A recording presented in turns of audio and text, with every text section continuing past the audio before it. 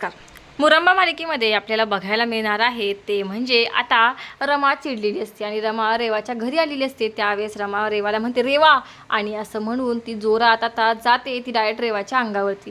तिने रेवाचा गळा पकडलेला आपल्याला बघायला मिळतो. रेवाला काहीच कळत नसतं. रमाने रेवाचा गळा पकडून तिला भिंतीला दाबून धरलेलं असतं. तेव्हा रमा म्हणते तुला तुला हवं आहे तरी काय, तू माझ्या आयुष्यातून जाण्यासाठी काय घेशील. त्यावेळेस लगेचच गळ्यावरचा हात काढत रेवा म्हणते अक्षय.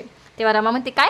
तेव्हा रेवा म्हणते हो, मला माझा अक्षय परत हवा आहे. आता रमाला कळालेलं असतं की रेवाने हे सगळं नाटक केलेलं आहे. तेव्हा रमा म्हणते तुला काय वाटलं अक्षय काय वस्तू आहेत का, तू मागितलं आणि तुला परत दिलं असं. जर का तुला अक्षय परत हवा असेल तर त्यासोबत तुला त्यांच्या जबाबदाऱ्या, त्यांची कर्तव्य जी बायकोची आहे ती सगळी करावी लागतील. तुला मुकादम कुटुंब त्यांना सांभाळावं लागेल. आहे तुझ्यात तेवढी हिंमत, करशील एवढं सगळं. त्यावेळेस लगेचच रेवा म्हणते अक्षयसाठी मी काही वाटेल ते करायला तयार आहे. आता रेवाचा ॲटिट्यूड जरा वेगळाच झालेला असतो. रेवाला असं वाटत असतं की तिला अक्षय हवा आहे आणि अक्षयला मिळवण्यासाठी ती काहीही करू शकते, कुठल्याही थराला जाऊ शकते.